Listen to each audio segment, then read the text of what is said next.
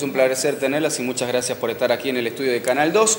En primer tema, ¿cuál es la primera opinión con respecto a este operativo que, si bien ha lanzado el gobierno nacional, pero que ha tenido una adhesión o un acompañamiento por parte del gobierno de la provincia? En particular, SADOP no está en contra de las evaluaciones. De hecho, está en el ADN del docente evaluar, porque evaluamos permanentemente. Con lo que no estamos de acuerdo y con lo que no coincidimos es con cómo se está llevando a cabo. O sea, cuál es la finalidad de esta evaluación y la estandarización de la evaluación. ¿Por qué hablamos y tomamos estos términos, ¿no? Estandarización, y también vale destacar algunas de las consignas que también estaban previstas o que se llevaron a cabo en el transcurso de esta jornada? ¿Cuál es, digamos, esa patita que molesta, digamos, a los docentes? Así como hablamos de economías regionales, así como hablamos de localismos, así como hablamos de tonos al hablar, también hablamos de que cada región tiene su característica, ¿sí? Nosotros no podemos pensar en términos de nivelar a todo el país, porque no podemos nivelar a todo el país, porque de hecho hay realidades diferentes. A ver, yo le planteo, ¿es lo mismo un chico que vive en una ciudad totalmente urbanizada, que tiene para poder llegar a su escuela, que le puede llegar a quedar un poquito más lejos, un colectivo cada minuto y medio, a un chico que vive en La Rioja y tiene que esperar 40 minutos un colectivo para poder llegar a su escuela? ¿Es lo mismo?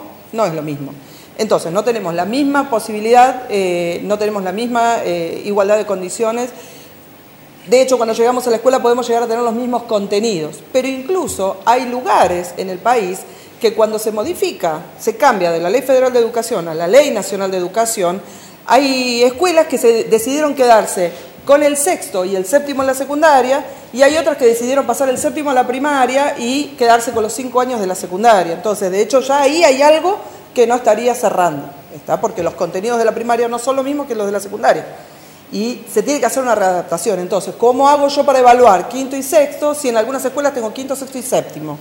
¿Sí? ¿Cómo hago para hacer esa bajada estandarizada? Porque, por ejemplo, Provincia de Buenos Aires tiene el séptimo en el secundario. Así es. ¿Sí? Entonces, ya hay diferencias. Hay diferencias en las preparaciones, si se quiere, en los profesorados, hay diferencias que tienen que ver con lo local. La ley federal, si nosotros recordamos un poco, te daba los contenidos mínimos y cada escuela podía desarrollar el resto de los contenidos como más le gustara. Ejemplo, acá en La Rioja lo que se hacía era, si hablo de mi área, ¿no? Educación física. Había 3 profesores en un primer año del secundario, ¿sí? O en ese momento era el octavo. Y los 3 dábamos los contenidos mínimos. Y después desarrollábamos el contenido que más nos gustaba, dentro de lo que ellos nos daban. Pero yo por ahí daba resistencia, el otro profe daba bola y el otro profe... Entonces, a la hora de estandarizar, ¿cómo estandarizas eso? Claro. Si tuvieras que tomar, no se toma educación física, ¿no? Pero si tuvieras que tomar los contenidos, y no nos olvidemos que nuestros docentes estuvieron la mayor parte educados, digamos, cursaron sus profesorados bajo la ley federal. ¿Cómo sé yo que lo que le enseñaron a nuestros docentes acá en La Rioja es lo mismo que les enseñaron a los docentes de la Ciudad de Buenos Aires? Si daban contenidos mínimos y después desarrollaban los que más les gustaban. Perdón, profe, para tratar de entender la postura del sindicato, en realidad lo que se debería hacer es una evaluación regional o una evaluación por provincia. Claro, una adaptación de las evaluaciones. No es tan mal la evaluación. Claro. También tendríamos que tener en claro cuál es el objetivo de evaluar. Porque esto de evaluar para mejorar la calidad educativa no termina de cerrar y no termina de ser cierto, ¿sí? Cuando en el foro de ideas lo que se hizo fue prometerles que iban a tener gente capacitada para trabajar en las empresas de los empresarios. Entonces, estamos hablando de políticas neoliberales que nunca están abocadas a que la persona se eduque en el ser, ¿sí? ¿Imposición o consenso a la hora de...? Imposición. Imposición. En el acta paritaria de este año estaba especificado que ellos tenían que convocar a los sindicatos para delinear dentro de todo, para pedir una opinión o para hacer aportes a esta evaluación, y nunca los convocaron. Se presentaron distintos proyectos, recibieron todo y después hicieron la bajada que quisieron. Y eso lo dijo el ministro de Educación de la Nación acá cuando estuvo en La Rioja, que dijo que de última ellos, no de última, de primera, sabían cuando asumieron que habían cosas del sistema educativo anterior, del gobierno anterior, que se estaban implementando con las que no estaban de acuerdo y que de hecho las iban a cambiar, le gustara a quien le gustara. estaban los ministros de educación de todas las provincias más los sindicatos. Entonces, sí es una imposición. Sí, el caso de los CAG, por ejemplo, me parece un ejemplo también de que se han realizado algún tipo de modificaciones en algunos... Se realizaron modificaciones en eso. Estamos a octubre, ¿sí? Mediados de octubre, digamos, y todavía no se entregaron las netbooks y no se van a entregar las netbooks. ¿Sí? Si no se hace cargo la provincia, el gobierno nacional no las va a seguir entregando. Suspendió la producción de los libros porque dice, y él asegura como ministro de Educación, que los chicos en la escuela no leen. Entonces volvemos al círculo vicioso del que hablábamos. Decir, bueno, ellos no leen en la escuela, nosotros no hacemos libros y el chico no tiene chance de leer. Aquel que no puede acceder a una revista semanal, a un diario, a un medio, no lee. Pero si nosotros no se lo facilitamos, va a leer menos todavía. ¿Se entiende? Sí. La escuela tiene que ser la que posibilite, la que abra, no la que cierre. Puntualizando en el temario de lo que se utilizó hoy para llevar esta evaluación, ¿qué opinión tienen al respecto y qué preguntas si pudieron acceder también a las mismas? No pude acceder a la evaluación completa. Lo que sí sé es que se han filtrado algunas preguntas y algunas con carácter personal, por ejemplo, preguntándole, le decían a los varones que eviten la posibilidad de contestarla, porque era referida a las mujeres, si estaban embarazadas o no. Sí, no sé. Claro. No creo que haga una calidad educativa saber si una adolescente puede o no estar embarazada o una nena. Por ejemplo, si algún familiar recibía alguna asignación o algún subsidio, tampoco hace una calidad educativa. Si tenía algún descendiente de pueblos originarios. A mí me da la sensación de que algunas cuestiones tienden a estigmatizar y después a rankear escuelas. Es decir, bueno, ustedes son los mejores, ustedes son los más o menos, ustedes son los peorcitos. Entonces, si nosotros ese ranking lo utilizáramos para decir, bueno, aquellas escuelas que andan muy bien, bárbaro, los felicito. Aquellas escuelas que andan más o menos, tal vez les falte un poco de capacitación y de las que andan mal, le inyectamos un presupuesto como para que levanten, bárbaro, pero eso no se está haciendo. De hecho, se reduce el presupuesto en educación en estas cuestiones de los planes que se van haciendo, que se cerraron los libros, las computadoras. Entonces, si nosotros tenemos menos acceso a las cosas desde la educación pública, y va a estar medio complicado que la calidad educativa se eleve. Y no solo eso, sino que la calidad educativa no tiene que ver solamente con cuánto aprenden los chicos, tiene que ver con todos los actores de la comunidad. ¿Y cómo tomaron desde el gremio también el de mermar, digamos, el periodo del ciclo lectivo? Porque comenzaban en febrero y ahora dice el ministro que pretende que las clases inicien el 6 de marzo. No, eso no tiene... en febrero comenzaron este año por una cuestión de calendario, empezaron el último día de febrero, pero generalmente estaban empezando. Eso es según cómo esté acomodado el calendario. Nosotros tenemos asegurado entre los 180 y los 190 días de clase. Que después por ahí se cumplen o no, y volvemos a lo mismo, no quiere decir que porque estén más tiempo en la escuela los chicos aprendan más. Claro. Me parece que la calidad educativa muchas veces tiene que ver con el tipo de inclusión que uno les da, ¿sí? Si nosotros tenemos en cuenta que se denostó la asignación universal por hijo porque aquellos niños que no podían acceder o que no accedían a la educación tan solo por cobrar la asignación los padres lo mandaban, en lugar de celebrar el hecho de que esos padres los mandaran, así sea para cobrar, a muchos colegas por ahí les fastidiaba el hecho de que eran niños molestos o muchas escuelas se negaban a recibirlos si faltaban mucho o, bueno, medio como que no se interpretó bien todo esto. Entonces, me parece que nosotros tenemos que hacer una evaluación profunda y dar un debate pedagógico, no solamente de evaluación. Nosotros los docentes evaluamos todo el tiempo y nos evaluamos todo el tiempo. De hecho, la evaluación institucional y ese anexo que tenían que responder los docentes se hizo a fin de año cuando se cerró el ciclo lectivo y se evaluó en nuestra escuela, el operativo de nuestra escuela. Entonces, ya se hizo una evaluación institucional que correría para todo este año y para corregir todo lo que venía dándose. Ahora, esto nuevo, ¿a qué vendría a llamar? ¿A que dejo de darle crédito a todo lo que se hizo anteriormente? Por eso digo, me parece que hay un trasfondo político detrás de todo esto, qué es lo que no se termina de entender y qué es lo que genera el malestar. Profesora, desde algunos sindicatos han llamado a algunos docentes también, pero principalmente a los papás, a no mandar a los hijos a la escuela, ni durante la jornada de este martes que ya está terminando, ni este miércoles. ¿Desde el SADOP se ha tomado una postura similar o en realidad no? Nosotros generalmente no apuntamos ni a padres ni a los alumnos, ¿no? Nosotros lo que hacemos es la defensa del docente. nosotros no podemos exponer a nuestros docentes a que le digan que no a sus propias patronales, ¿sí? Muchas escuelas públicas a veces desoyen las directivas porque la patronal sabemos que es un poquito efímera, ¿no? Es el Estado y como Estado es muy amplio. Pero si nosotros le decimos a nuestros docentes, mira, vos negate a ir, negate a hacer, negate... Es como que estamos enfrentando en su puesto de trabajo y nosotros estamos para cuidar su trabajo. Ahora, si el docente por voluntad propia se quiere negar a responder o a trabajar en este operativo, lo puede hacer. Nosotros estamos en desacuerdo, pero nosotros entendemos, como les decimos siempre, que la situación del docente privado es muy particular. Sí. Sí, hoy si cierran hoy las clases, ¿qué evaluación hacen de este año, del ciclo lectivo de este año? Bueno, como te digo, el docente trabaja y es todo a pulmón, o sea, se rema mucho en las escuelas.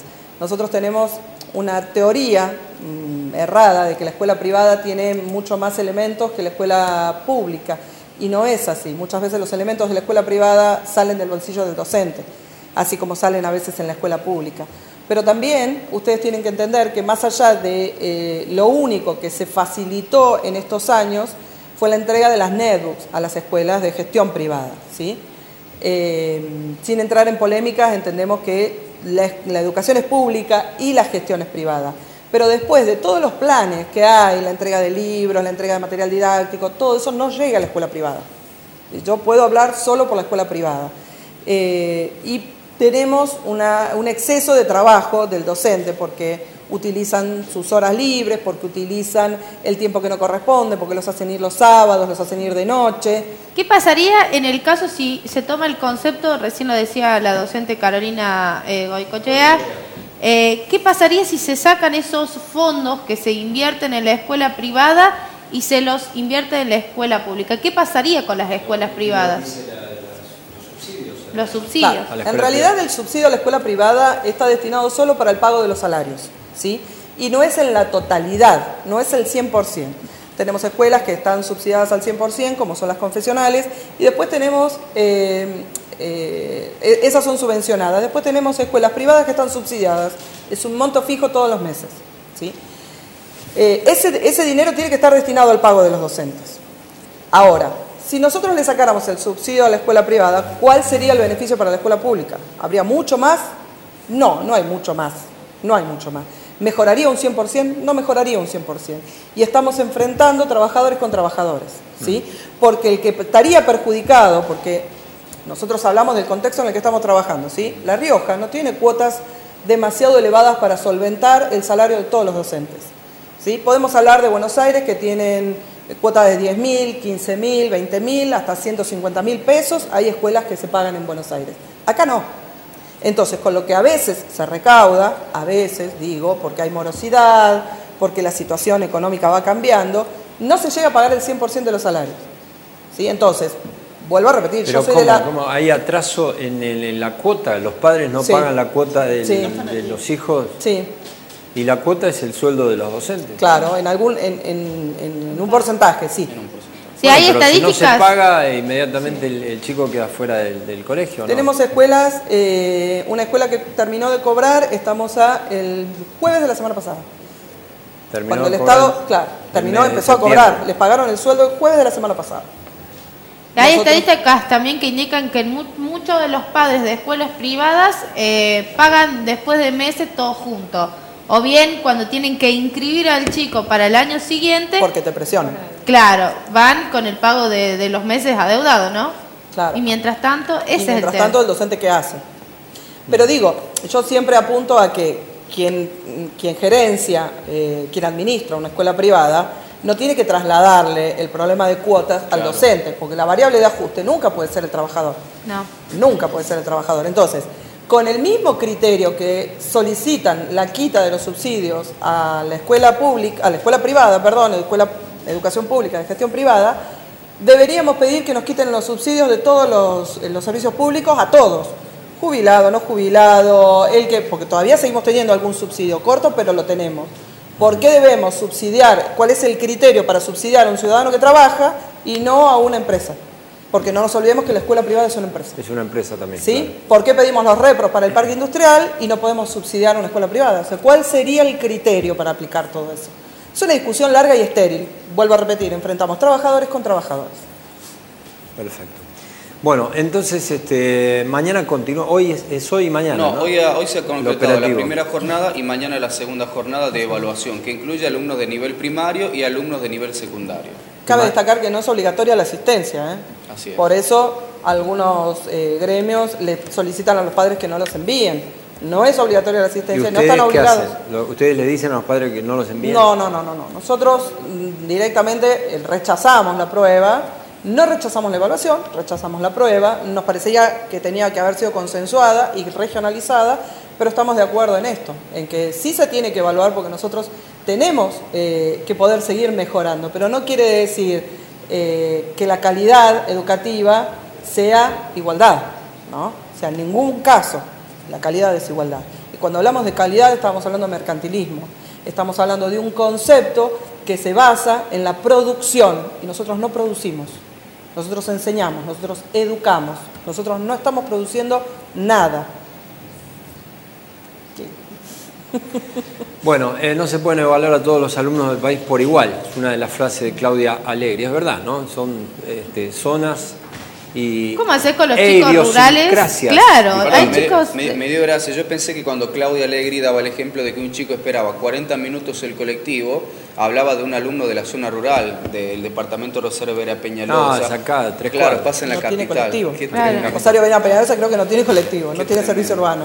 Pero bueno, tiene que ver también con esto, ¿no? Con que no podemos evaluar solamente el aprendizaje, tenemos que evaluar a todos los actores. Y si nosotros evaluamos a todos los actores, tenemos que pensar cuál es el presupuesto que le destina el gobierno a la educación, porque tendríamos que hablar de concentración horaria, de la reducción o la merma de la jornada laboral, porque si yo tengo que tener, el sistema a mí me habilita a tener 40 horas, y yo con un sueldo de docente, que hoy estamos en el que recién se inicia, en 8.500, con 2 cargos vos llegarías recién a los 14.000 pesos, porque no se multiplica, no se multiplica por 2, cuando vos ya cobrás más de un cargo ya no te pagan el compensador, gracias al ministro de Educación de la Nación, ¿no? Entonces, ¿qué sucede con eso? Yo para llegar a una canasta básica que me está indicando el INDEC tengo que estar en 12.500 pesos, o sea que recién estoy arañando una canasta básica. Entonces tengo que correr para todos lados, utilizar mi tiempo libre, utilizar los fines de semana para corregir, para preparar clases. Eso es trabajo no rentado. Nosotros tenemos hecho un estudio, que les comentaba la otra vez, que es en condiciones y medio ambiente de trabajo, donde se establece la cantidad de horas que trabaja un docente, dentro y fuera de la escuela. Y son muchas, estamos hablando casi de 16 a 18 horas por día. Que eso no se tiene en cuenta, porque cuando vos lo pones decís, no, bueno, mientras que cocino y baño a los chicos, corrijo algún examen. Mientras ayudo a mis hijos con la tarea, me siento y hago. Eso es trabajo. Claro, por y no es rentable. Claro. Y no es rentable. Entonces la calidad también depende de cuánto vos inviertas en la educación. Bueno, y mirá si no es producción eso, ¿no? Vos que decís que ustedes no producen, ¿no? No. Digo que nosotros no largamos chicos a la calle para hacer mano de obra. Nosotros tenemos una educación integral. Nos basamos en la integralidad para que él después elija lo que quiere ser y cómo ser. Ahora, formando los futuros trabajadores de esta sociedad. Trabajadores, profesionales, políticos, todo lo que tenga que ver con respecto a la sociedad. No hay nadie que esté en un ámbito o en alguna de las esferas que no haya pasado por una escuela. Bueno, muchísimas gracias por venir, por dejar este concepto relacionado con este tema que es polémico, ¿no? Muchos sectores están de acuerdo y otros no, en el caso también de otros gremios. Muchas gracias por venir. Por nada, gracias a ustedes.